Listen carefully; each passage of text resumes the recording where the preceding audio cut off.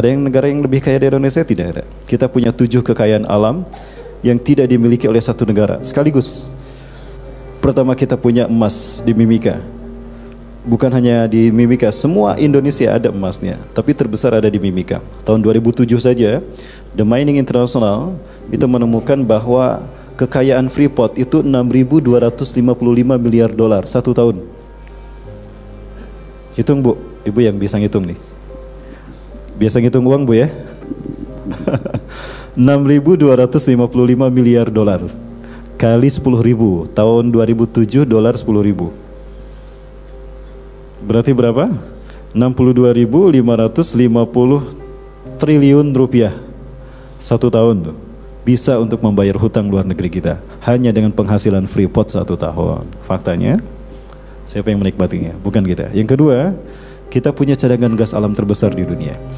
Di dunia ada 2 deretan gunung Merapi, Mediterania, Kaukasus dan Mediterania. 40% ada di Indonesia. Artinya kita punya 40% cadangan gas alam dunia. LPG murah apa gratis Bu? Oh mahal, salah pertanyaannya. Mahal ternyata. Harusnya gratis buat kita, karena kita kaya. Itu kekayaan alam negara kita. Dan bukankah dalam undang-undang dikatakan kekayaan alam ini akan dikelola oleh negara untuk kepentingan dan kesejahteraan rakyat Indonesia? Butuhkah untuk kepentingan dan kesejahteraan rakyat Indonesia atau rakyat asing?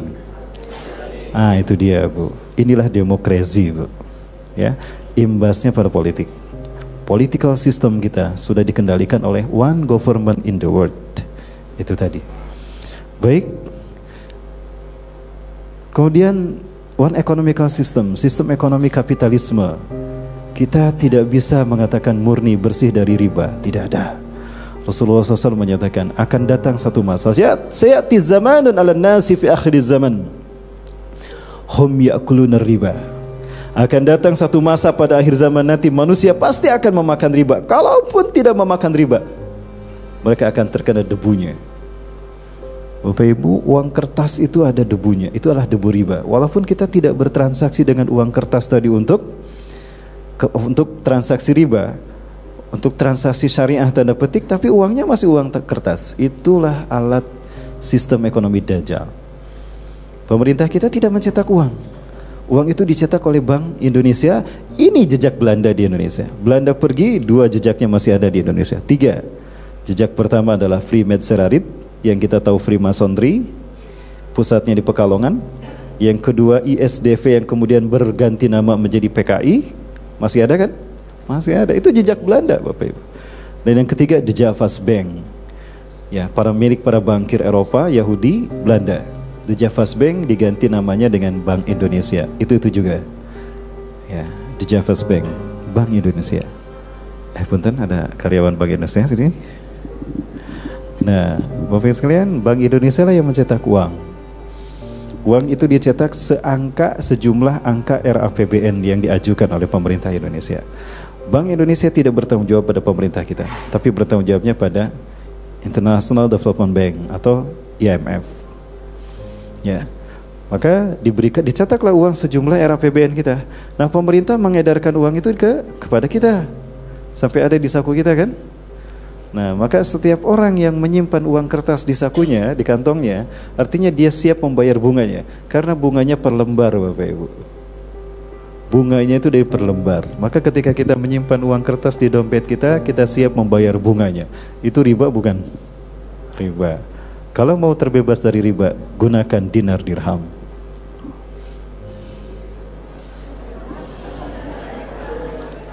Oh iya, katanya mau hijrahnya kafah, kok uangnya masih uang itu. Ustadz tadi beli bubur barusan di sana, Ustadz pakai uang kertas. Nah itulah, walaupun mereka tidak memakan harta riba, mereka akan terkena dengan debunya. Itulah debu riba. Ya. Itulah debu riba Bapak Ibu. Kita belum pernah merdeka ternyata, baik seorang warga negara Indonesia ataupun sebagai seorang Muslim Indonesia. Ya, baik, itu iklan saja. Nah, inilah sistem Dajjal Bapak Ibu dalam bidang ekonomi. Ya, ekonominya ekonomi kapitalis. Ya, itu dalam rangka menuju the New World Order, tata dunia baru yang sebentar lagi akan segala mereka wujudkan. Namun insya Allah bukannya terwujud, tapi mereka akan binasa, insya Allah. Dan matematika Quran, melalui metodologi matematika Quran dan nubuah Quraniyah. Satu-satunya Quran di dalam Al-Quran, surat yang bercerita tentang hancurnya Israel adalah surat Al-Isra, surat ke-17 ayat ke-4 sampai ayat ke-8 dan 104. Ini sekedar saya sampaikan bocorannya Bapak Ibu ya. Ketika Yahudi merayakan berdirinya negara Israel di tanah Palestina, saat itu ada seorang wanita tua Yahudi yang menangis. Dia masuk ke rumah seorang penyair Irak yang bernama Rashid Muhammad Arsyad.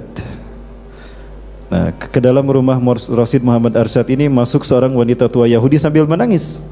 Di mana tabkin ya jaddah? Afala takun baladun li qaumik? Kenapa anda menangis wahai nenek? Bukankah engkau bangsamu sekarang punya tanah air, punya negara? Apa jawab nenek tadi? Ya, Yahudi akan saat ini mereka bergembira karena mereka punya negara sekarang. Tapi berdasarkan nas-nas di dalam Taurat bahwa bangsa Yahudi tidak akan lama menikmati kemerdekaannya, melainkan hanya 76 tahun saja. Saat itu adalah 1948. Mereka menggunakan hitungan Komariah. Tahun Komariah saat itu adalah 1367 Hijriah. Tambah 76 berapa? 1443 itu Hijriah, bertepatan dengan 2022. Yang kedua, ketika Israel dipimpin oleh seorang perdana menteri dan dia adalah wanita pertama yang menjadi perdana menteri, Menachem Begin. Dia ceramah itu setelah Israel menang atas invasinya ke Qana, Libanon, dataran tinggi Golan mereka ambil dari Palestina dan Libanon. Ya, saat itu dia ceramah, itu tahun 1982. Berdasarkan nas-nas dalam Taurat, Israel tidak akan pernah merasakan kemerdekaannya kecuali hanya 40 tahun setelah tahun ini.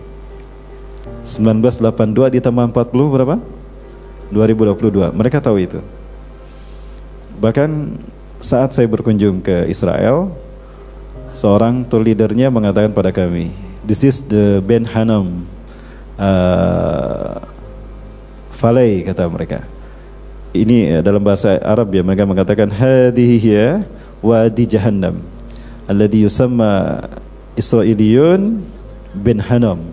Ini adalah lembah jahanam Bapak Ibu. Kalau ini sebelah selatan Masjidil Aqsa itu sudah dikuasai Yahudi. Itu ada David City, Camp David di sana, ada perkampungan Nabi Daud. Ada rumah Nabi Daud di sana dijaga oleh mereka. Di bawahnya itu lembah. Nah, lembahnya itu lembah jahanam. Mereka yakin. Saya bertanya, di mana itu sama wadi jahanam? Kenapa diberikan nama lembah jahanam? Mereka mengatakan, di lembah inilah nanti kami akan diperangi oleh umat Islam di akhir zaman. Dan itu tidak lama lagi, kata dia. Kapan? 2022. Kok kamu tahu? Tuh, Bapak Ibu, seperti itu. Baik, yang ketiga. Tadi disebutkan bahwa Al-Quran satu-satunya surat yang menceritakan tentang kehancuran Yahudi adalah Al-Isra. Secara detail maksudnya Al-Isra surat ke-17 ayat ke-4 sampai ayat ke-8 dan 104. Ternyata mulai dari ayat ke-4 sampai ayat ke-104 itu terdiri dari 1443 kata. Sekali lagi Bapak Ibu, dari ayat ke-4 surat Al-Isra sampai ayat ke-104 yang berbicara tentang kehancuran Israel, Yahudi, itu terdiri dari 1443 kata. Kata dalam bahasa Arab di sini ada isim fa, kata benda, kata kerja, ada kata sifat, dan ada huruf, ya, isim fi'il huruf. Ya, 1443 kata. Angka ini sama dengan angka 2022. Kemudian yang terakhir